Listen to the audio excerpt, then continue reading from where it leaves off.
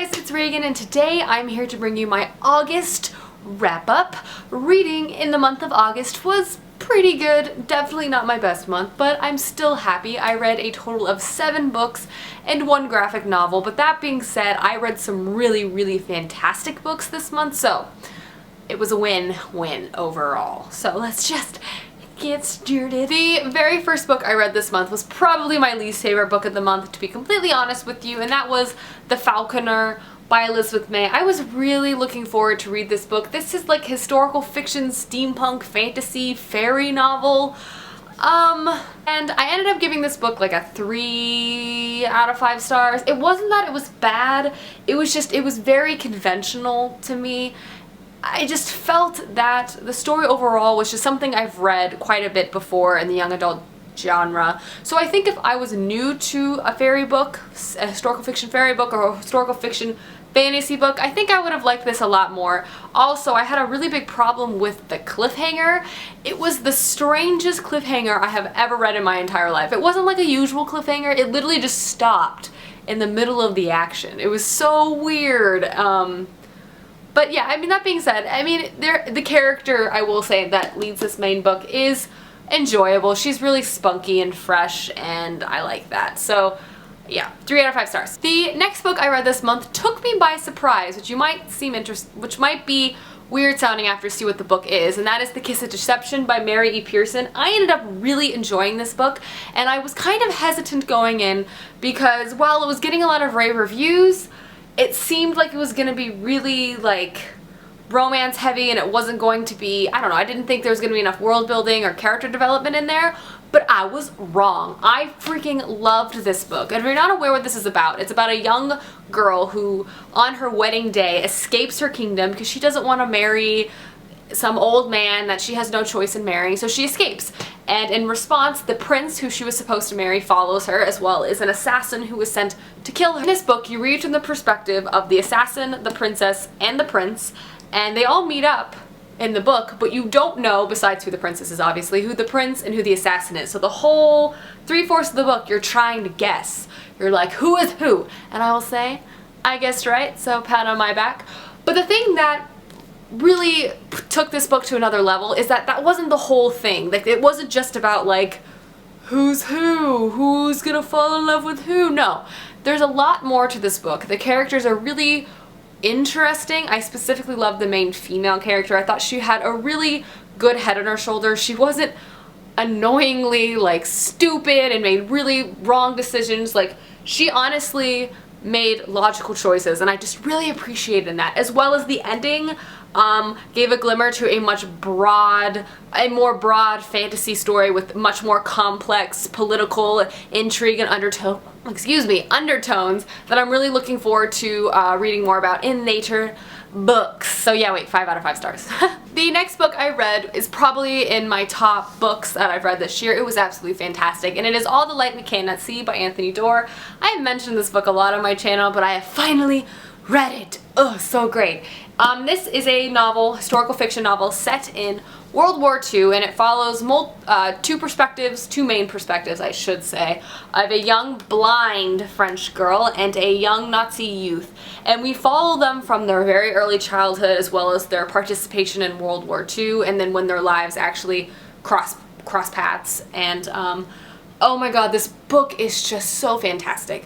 The writing and the storytelling is exceptional, just so exceptional. And the way it switches between characters, the way it switches between time periods is just perfect and lovely. Also, something I really enjoyed about this book, the chapters are so short. They're like a page and a half, 2 pages at most. And it's one of those books that's really slow burning. Like, you kind of see all these threads of the story and they're kind of just laid out, and then slowly but surely they begin to intertwine and you get to see how everything is connected, and just, it's fantastic. This author truly paints a very interesting and unique story about war in World War II.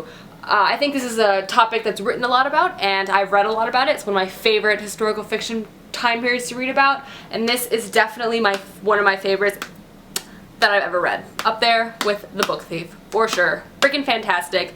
Loved it so much. Made me think for hours after I finished reading it. I was just like talking to myself like a crazy woman. 5 out of 5 stars. Fantastic. Read it. The next book I read, I also loved, for entirely different reasons. It was so good. And it is The Storied Life by A.J. Fickery by Gabrielle Zevin, who wrote Tales of a Teenage Amnesiac, I want to say. This book, so freaking good. Fantastic. So fantastic. So this book, in summary, is a book for book lovers, okay? And it follows a man who's kind of down on life. His wife passed away about a year ago at the start of this novel, and he's just not happy. He owns a bookstore in this really small town, and he's just kind of living day to day. And then one day, a surprise packaged in the form of a child arrives on his doorstep, and then from there you see him raise this child, find happiness, but it's so much more than that. I honestly, this book was fantastic. Just absolutely fantastic. It was about people who have like a second chance on life, multiple people, and they are all brought together through their love of reading and through this bookstore, and it's beautiful. And I honestly, this book is not very long, maybe 200 and something pages, 300 at most, I think. And she packed so much in here, and nothing felt rushed, and you loved, or you had feelings towards every character in this book. It was so great. Probably one of the best books I've read this year as well. It was so great. I loved it. I loved it so much. Everyone should read this. If you want to smile, if you want to laugh, if you just want to have feelings, read this book, okay? It's beautiful, seriously. The next book I read this month was Revolver by Marcus Sedgwick. This is the second Marcus Sedgwick book I have read. Another very short book, as he likes to write. This is set in Alaska during like a gold rush period. I think it's like in the late 1800s, if I'm not mistaken, or like the very early 1900s. And it's about basically it starts out with this like 14-year-old kid. His father has just died, and then so his family's gone into town because he lives in the middle of nowhere in Alaska during the wintertime, and then this stranger knocks on his door asking about some gold. He has no idea what he's referring to, and basically a like mental standoff is happening in this cabin between this 14-year-old kid, a loaded gun, and this stranger. It is, in a word, intense, very intense. You're very compelled to read on to figure out what the crap is gonna happen. Again, as in Marcus Sedgwick's style, it has this eerie, captivating storytelling feeling. Like, this book to me felt like a folklore story that like someone's brother told someone's cousin, and now they're telling you around the campfire, and you're like, this is so creepy but so compelling. That's kind of what this felt like to me, and I really enjoyed it. I ended up giving this 4 out of 5 stars. Not as good as Midwinter Blood, but still fantastic. The next book I read was another fantastic book. Like I said, I read a lot of great books this month, and that was Burial Rites by Hannah Kent. Again, another book I had been meaning to read for a long time, and I finally did it. Very happy I did. Burial Rites follows the last case of execution in Iceland, and it follows many perspectives in this book.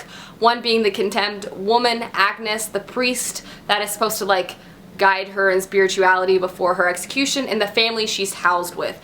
This book is bleak, but absolutely beautiful. The thing that this book does, I think, the best, besides the writing and being very poignant and very powerful, in its simplicity, I think that's an important thing to say. Like, I feel like this author was straight and to the point, and didn't use too many words. It just delivered a very great story. But one of the things I think it did fantastically was its ability to create the setting. I literally felt transported to this bleak countryside valley in Iceland, and I just felt like I was there with Agnes, with the priest, with the family, as everything was happening, and it was stunning. Like, it was honestly just a stunning book, a stunning story, and I cannot wait till this is turned into a movie. I think it'll be an amazing movie with Jennifer Lawrence as the main character. It was fantastic. 5 out of 5 stars. After that bleak book, I needed something a little pick me up a bit, and I ended up reading Isla and the Happily Ever After by Stephanie Perkins, the third and final installment in the Anna and the French Kissed trilogy companion series.